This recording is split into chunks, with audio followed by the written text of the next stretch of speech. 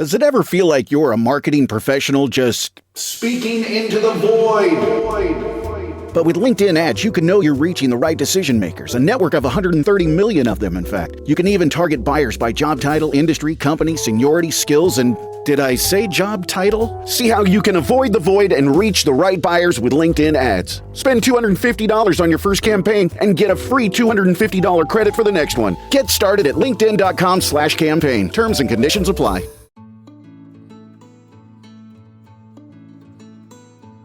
Hi there, welcome to Raising Me. I'm Adrienne Stein, a mom of 3, navigating all those highs and lows of parenting, just like you probably are right now.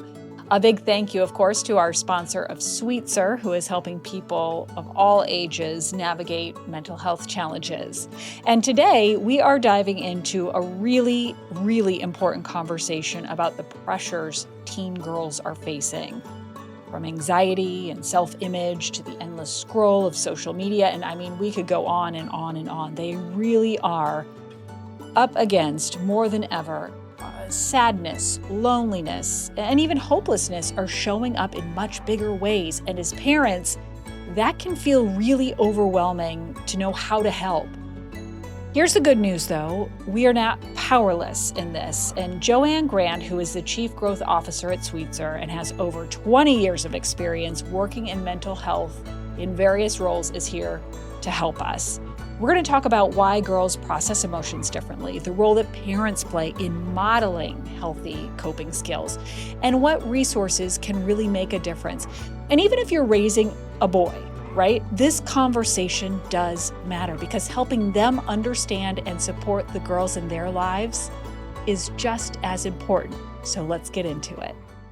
Joanne, thank you so much for coming back. It's such a pleasure to speak with you always. Thank you for having me back. I look forward to this all week long. You know what? I want, before we even really dive into the conversation, just start with the catalyst for this topic. And it was when a colleague of yours was here at the TV station for another segment that we were doing. And some of the information he sent along prior to coming in just really stuck with me. So I want to read this line that really stopped me in my tracks. It says, among the most concerning trends are rising levels of sadness and hopelessness among teen girls and suicide rates among Maine teens that exceed the national average. That's hard. Like, I can feel that in my heart when I read it out loud. Mm-hmm. It's heartbreaking. Mm-hmm. I agree 100%. I mean, when you were reading, I've heard this being an employee of Sweetser and really advocating for youth mental health. I've heard this statistic many times, and it doesn't change the feeling that you get when you hear that. It is deeply concerning as a parent.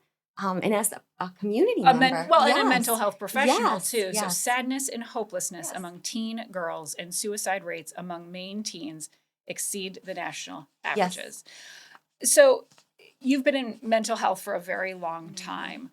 What are some of the biggest changes, the biggest differences you have seen when it comes to girls in particular? And we're going to have another conversation about boys as well. But for this conversation, we're really focused on what's happening with our teen girls. So what are some of the biggest changes you have seen over the last several years? Sure. I think, social media, we hear all about it. I don't want to portray it as all bad, but I definitely think there has been an increase for girls in mental health stressors and even mental health diagnoses because there's so much time seeing everyone's lives play out on social media, including their own, that highlights challenges, successes, your appearance, how you do in school, who your friends are. And for girls in particular, they really internalize that. They use that information to form their own opinion of themselves and to even kind of morph their identity around that. So I think that social media is one of the biggest factors that we're seeing in the decline of mental health, in particular for girls. Right. You're always on show. You are always on show at the most vulnerable, really one of the most vulnerable times in your life. So why, you mentioned that girls sort of internalize it differently. Why do you think that is? I think that, some girls, when they talk about, what are stressors that are in their lives, they often mention needing to keep up with other people or to look good and in front of other people. And I think that pressure is enormous. So if you look to social media to decide what you're supposed to look like, act like, what brand you're supposed to have, I think that that's a never ending scrolling, and you're never going to meet what you're seeing on social media. So it's just a setup for failure that leads to so many negative feelings about yourself and your identity. That's hard. I mean, we're going to say, back in our day, right? But like back in the day, don't you remember looking at 17 magazine Yes. and being like, oh my gosh, they are so skinny. Oh my gosh, their hair is so great. Oh my gosh, so beautiful. The magazine ends. Yes. And then you put it down. Ends, you put it down, Yes. you walk away. That's a really good point. There's no end to the scroll. No. There's no end to the beautiful people No. who have this amazing life No. that keep going past your screen. It's a wonderful point. I mean, it's on TV. It's not. It's on your phone. It's everywhere, and the comparison and needing to live up to certain standards hasn't decreased at all. I think you mentioned what you were looking at. 17 magazine. I was looking at those things, and then I was looking at the bands. I mean, I do think that it's changed a little bit how much pressure females feel at that age. I do think it's changed drastically. It's just constant bombardment. Yeah. How does it specifically show up different for girls, whether it's anxiety, depression, or even just stress? How does it show up different for girls than it does for boys? So I think the statistics that you quoted at the very beginning of this, we're seeing a lot of more crisis calls and I know suicide attempts, suicide completions, because it's really hard to talk about and get help for. I think girls don't internalize all of the symptoms of depression that they're feeling or anxiety. They externalize it, and that can look like a lot of self-destructive and risky behaviors at times. So yeah, it's really just the self-worth is tied to, just sort of staying on the social media portion of it. It really does get, I mean, even as adults, don't you, when you have something that gets a lot of likes, you're like, oh, that's nice. Yes. Even though we're adults. Yeah. Right? I want that. Yeah. Oh, that I never knew about that. I'm going to order that right now. Yeah. I want to do that. But, just like that idea of like, now look at filters. Yes. Now you have AI models that are out there that literally nobody looks like. None of it's real. None of it's real. The filters, the light, all of that kind of stuff. So, I think it's beyond even just girls. Yeah. Like just for people, that is a lot of pressure to live up to. It is, and you can't just say, "Oh, you've got to love you for you." Yeah, you've got to accept for you. You're so beautiful. Sure. Anyway. Yeah. That's not what we're talking about here. There needs to be a bigger intervention than words for these scenarios. What do you think that is? Like, as parents, what can we do, for our girls when it comes to identifying, hey, look, that's social media. That's not real life. Don't worry about that. Or just building better, more self-esteem. And that's one of the things that we are seeing that's happening with our girls too, in addition to the depression and the anxiety, sadness, is the lack of confidence because they are comparing themselves to something that literally isn't real. Not it's exist. Unrealistic. So I think one of the hardest things, and I'm going to say this out loud, and I'm not the best at it with everything, is modeling that behavior, right? So, you and I just talked about scrolling through and being like, oh, I want that wrinkle cream right now. Why does she look like that? We've got to be careful about what they're watching and learning from us. So I would say modeling good coping skills, modeling good self-confidence and self-esteem. I think talking openly about mental health challenges, specifically suicidal ideation. I think that's a taboo word. Even all of the work that we've done to bring issues to light, people still feel uncomfortable talking about it and asking, do you have suicidal thoughts? Are you feeling suicidal? And we've talked about this even on the podcast. That doesn't plant an idea for somebody, but it does feel like a really uncomfortable question to ask. It does. I mean, I agree, but we have to. More cases than not, and you're on the news, I'm watching the news, we're seeing all of these teen deaths. And most often someone said, I know, and that was happening, and that was happening, and all the warning signs, and nobody felt comfortable. Well, oftentimes people don't feel comfortable asking the or just question. don't know how.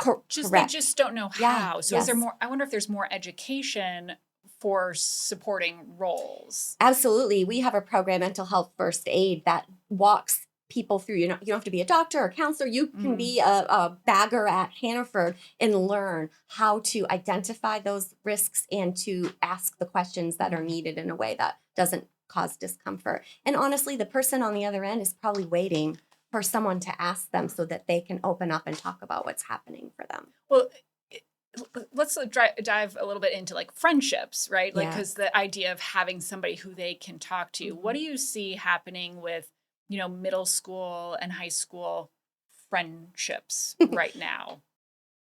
This episode is brought to you by Nespresso and Samra Origins by the Weekend Coffee Collection. Introducing Samra Origins. My collaboration with Nespresso is a connection to my roots, to my mother, Samra. Coffee that hits the right notes. It transports you. Crafted with unique notes and bold, soaring flavors. Experience a taste that moves you. Nespresso and Samra Origins. Discover more at Nespresso.com. It's interesting. You and I reflect a lot back on our trials and tribulations. I think there's a lot of that stuff that happens, the interpersonal conflicts and fighting that used to work itself out. In this day and age, it's a little more aggressive. It's a little more violent sometimes. It can be really mean.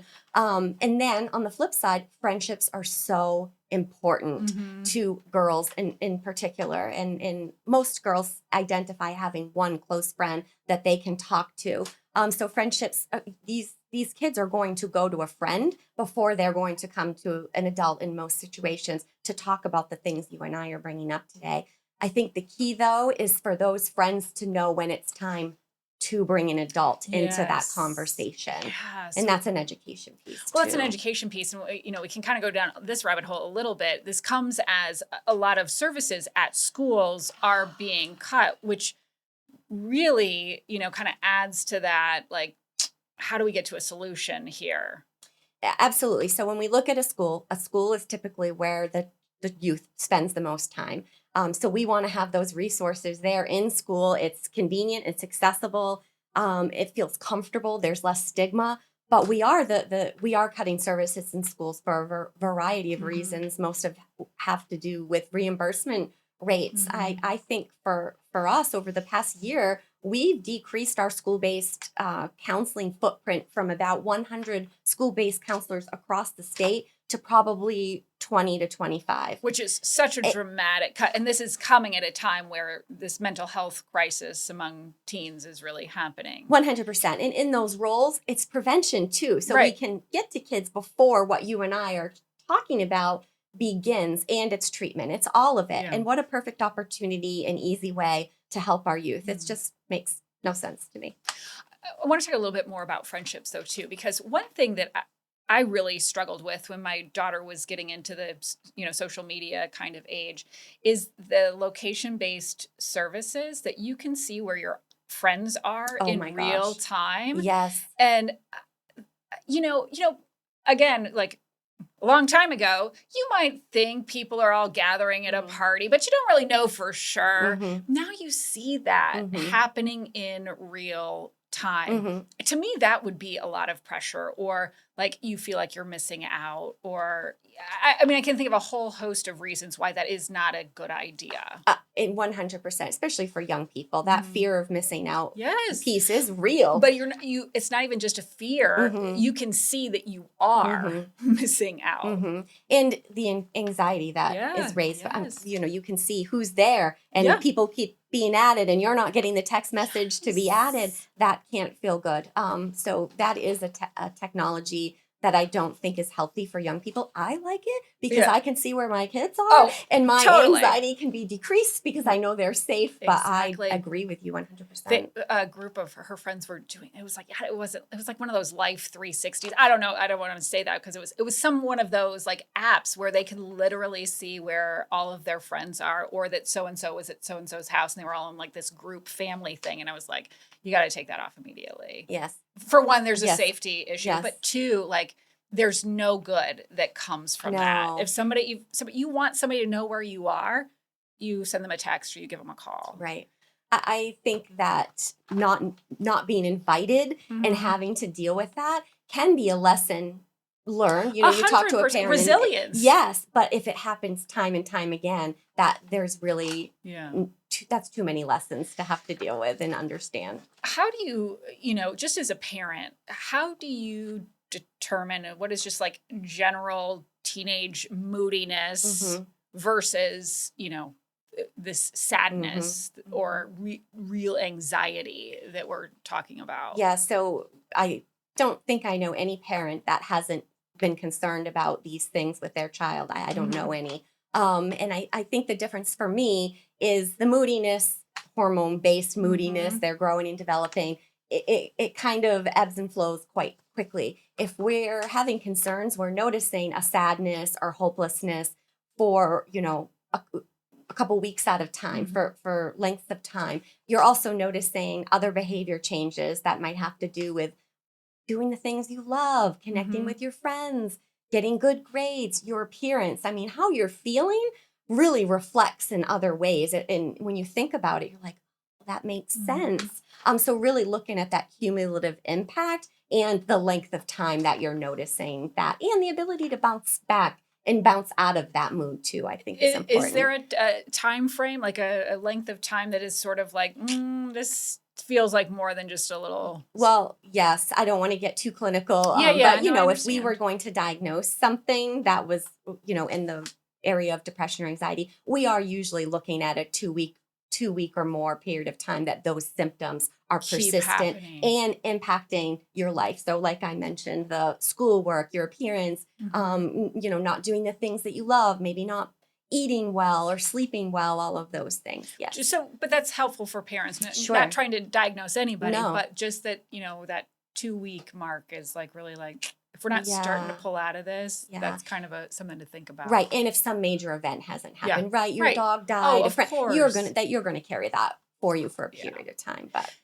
Let's talk about, like, you know, boys within this framework. Like, what can parents of boys, what should they help their children understand about what girls are going through today? That's a great question. I think talking as transparently as we are as well and highlighting the differences. So, and I know we're going to talk about boys in another segment, but girls process their feelings very differently. Much differently. So, you know, boys tend to act out and, you know, or think they're being daredevils and risk takers and, or maybe just being angry. Whereas girls, you know, they internalize feelings and talk about them more. So boys might have to, if they have a girl in their life that they really care about, put on their listening ears and really, you know, listen to what they're saying or notice the specific behavior changes and be willing to talk about it and or get help or get someone who can talk about it if things feel really serious and there's a safety issue involved. But really letting them know, hey, you're going to have to talk. They're going to want to talk it out. Yeah. They're going to want to talk about how they're feeling. Yeah. That's not innate in boys. No, but just We won't like, go there. Well, maybe in the next episode, but, you know, just, you know, it is important for us as parents to be raising, and I have 2 boys, like kind, respectful, like emotionally aware kids, which is not always, you know, it's not always as easy. I have found in my experience with boys as it is with girls to really get in touch with the emotions, at least my teenage. You are not alone in that. I mean, that's a real thing. So you're good. Okay. But Thank you. think too, you know, boys tend to, well, we won't go there, but teenage girl might cry when she's feeling sad and hopeless. And we wouldn't want that young lady to be thought of as being dramatic or being a baby. So really developing that understanding that their emotions are just coming out in a different way than a young man's emotions. It's that empathy piece. 100%. It is that empathy piece. And talking about it, not being afraid to talk. I mean, mental health challenges, we're getting the word out there. We're reducing the stigma, but it is still there. And we just need to keep talking about it and have an accepting and non-judgmental response for whatever we hear. What is the big takeaway for parents of girls or parents of boys who they want the boys to be aware as well? But really, for this particular conversation, what is that big takeaway for parents of girls to know, to be watching for when it comes to, you know, understanding what they're going through today? Yeah, and I would just reflect back on the great points that you made, looking for those behaviors. If they're feeling sad or hopeless for more than a day or two, or periodically, if you're noticing behavior changes, if you're noticing disconnecting from friends and family, a difference in physical appearance, eating, sleeping, those types of things, someone verbally giving you cues that they're not doing well, or they're contemplating some sort of self-harm, or a need to have more of an intervention than just you checking in with them, I would say educate yourself as a parent. And most parents know their kids and can tell when something's wrong. But sometimes the kiddos are really good at hiding it too. Oh, for because they sure. don't want to burden their Yeah. parents. Because guess what? Parents are going through some of these same things. So just really having discussions and open conversations, maybe even if you're not noticing something, let's talk about how you're doing, how you're feeling, what's going on for you, because you might hear something that you want to act on. Well, emotions can be hard. Yeah. Emotions can be hard for developing a child who's going through development. So. And you need a safe space to be able to share your emotions. So again, we could get into, is your environment a safe space? Do you have a safe person to open up to? A young person isn't going to open up if they don't feel safe. Yeah. So just Yeah. keep trying, even though Absolutely. sometimes it's like, oh, Yes, exactly. fine. Exactly. Yeah. And there are a lot of resources out there. So excellent. Well, we're going to have some of those resources on our website, which is wgme.com/raisingme. Joanne, thank you so much. thank Great you. conversation. I Really love appreciate being it. here. Thank you. A big thank you, as always, to Joanne, who is just such a pleasure to have on the podcast. And ultimately, I hope this conversation, gave you some perspective, maybe even a little comfort, just knowing you're not alone if your teen girl is struggling right now, not by a long shot. And these pressures that these kids are facing are so real. But with awareness, resources, intentional connection, even if they keep trying to shut you down, we really can get them the support that they need. Thank you so much for listening to Raising Me. Of course, thank you to our sponsor of Sweetser as well. I'm Adrienne Stein. This episode is edited by Megan Littlefield and with associate producer Carissa Paulson. Please follow Raising Me wherever you get your podcast and follow along so you don't miss another episode. Wherever you are, I hope you learn something new and get to take a little time for you.